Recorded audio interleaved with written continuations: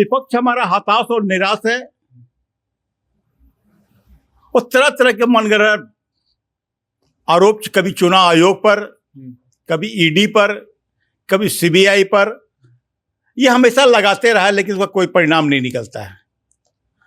और महाराष्ट्र के चुनाव को देखकर जो अभी माननीय लालू प्रसाद यादव जी का जो बयान आया है, ये बिल्कुल हास्यास्पद बयान उनका है। और दुनिया कहाँ से कहाँ जा रही है, थोड़ी सी जिंदगी में जीवन जब आगे बढ़ रहा है और ये पुरानी ढड्डा पर चलने का प्रयास ये कर रहा है। जो 4 विधानसभा क्षेत्रों में जो उपचुनाव हुआ है और चारों का चारों एनडीए के पक्ष में आया है और चारों सीट एनडीए ने जीता है। इनको देख करके जो विपक्ष हमारा है, महागठबंधन जो हमारा है, बिल्कुल हताश और निराश हो चुका है कि झारखंड का जो परिणाम आया वो भी तो ईवीएम से ही आया। क्या वहां ईवीएम सही था? महाराष्ट्र का जो परिणाम आया, ईवीएम कैसे गलत हो गया? ये थोड़ा उनसे ही पूछ लीजिएगा आप कि महाराष्ट्र में ईवीएम सही, ये झारखंड में ईवीएम सही और महाराष्ट्र में ईवीएम कैसे खराब हो गया? जिस समय उप मुख्यमंत्री तेजस्वी प्रसाद यादव जी थे, बिहार के मुख्यमंत्री माननीय नीतीश कुमार जी थे और गार्जियन नीतीश कुमार मुख्यमंत्री ने गार्जियन होता है। सारी की सारी योजना जो रोजगार मिला है, बिहार के यशस्वी मुख्यमंत्री नीतीश कुमार जी के नेतृत्व में मिला है। जो रोजगार देने का काम किया, नीतीश कुमार नहीं किया है।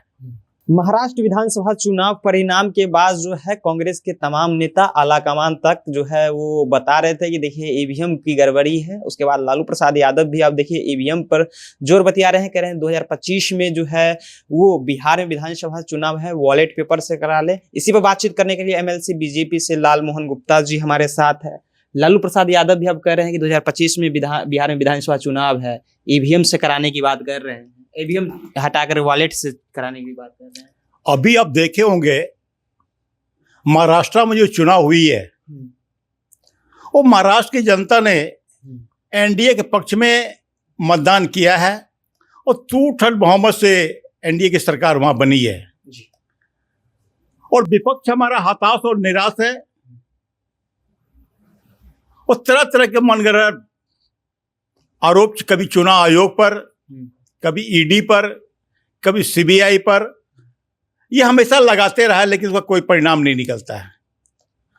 और महाराष्ट्र के चुनाव को देखकर जो अभी माननीय लालू प्रसाद यादव जी का जो बयान आया है, ये बिल्कुल हास्यास्पद बयान उनका है।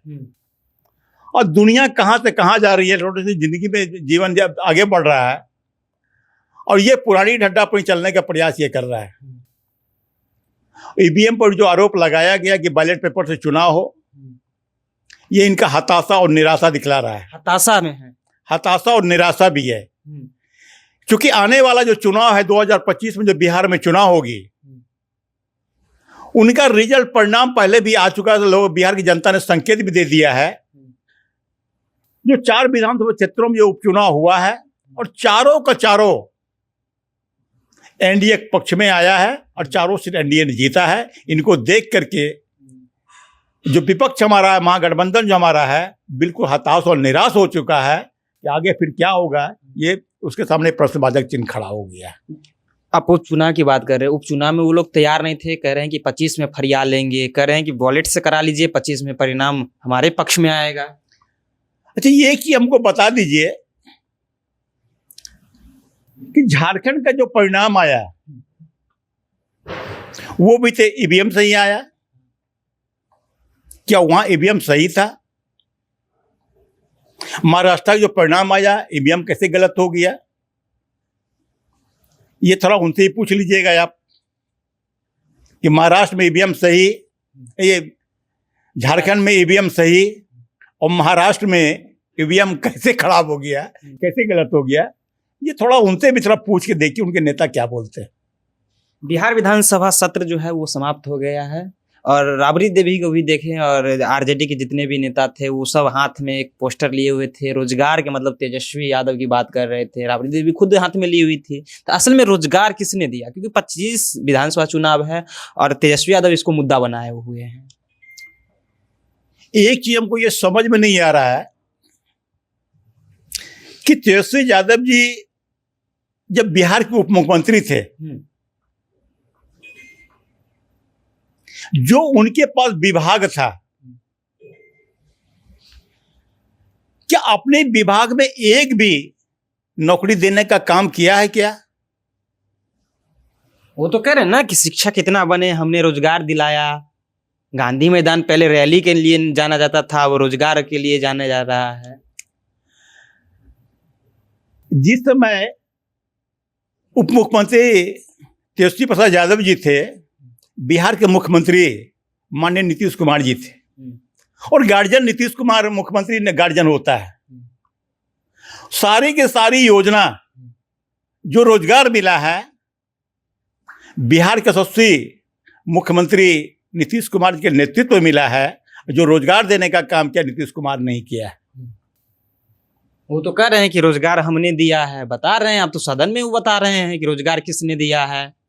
आप उनसे ये पूछिए ना, जिस विभाग के आप मंत्री थे, तेजस्वी यादव जी जिस विभाग के मंत्री थे, उस विभाग में कितना नौकरी दिया है, तो ये भी बता दे। वो तेजस्वी यादव जिस विभाग में थे उसमें नौकरी नहीं दिए हैं? नहीं, स्वास्थ्य विभाग उसके पास था। अब बता दीजिए कितना नौकरी दिया स्वास्थ्य विभाग में। आपका आरोप है कि स्वास्थ्य विभाग में नौकरी नहीं दिए थे? जिस विभाग का मंत्री थे उसमें कहीं नौकरी दिए ही नहीं, कहीं नहीं दिए, नहीं दिए। वो तो कह रहे हैं कि हमने इतना बांटा रोजगार, इतना नौकरियां। बोलने का तो बहुत कुछ बोल सकते हैं, तो सीधा आंकड़ा बता देगा आपको क्या है। एक सवाल और रहेगा, बिहार विधानसभा सत्र चल रहा था और नीतीश कुमार इशारा कर रहे थे तेजस्वी यादव को लेकर। तेजस्वी यादव बोले कि इशारे में बहुत बात होती है। क्या हुआ होगा बात? क्या हुआ? फिर से जाने वाले हैं नीतीश कुमार? देखिए, ये लोगों को भ्रमित करने का काम तेजस्वी यादव जी कर रहे हैं। लोगों को भ्रम कर रहे हैं, भ्रमित करने का काम कर रहे हैं। और सदन में तो एक दूसरे से बातचीत होते रहती है। किसको लेकर के माननीय मुख्यमंत्री जी ने इशारा किया, ये इशारा किया, ये बिल्कुल भ्रमित करने का काम कर रहा है। और इनके झांसे में बिहार की जनता अब आने वाली नहीं है।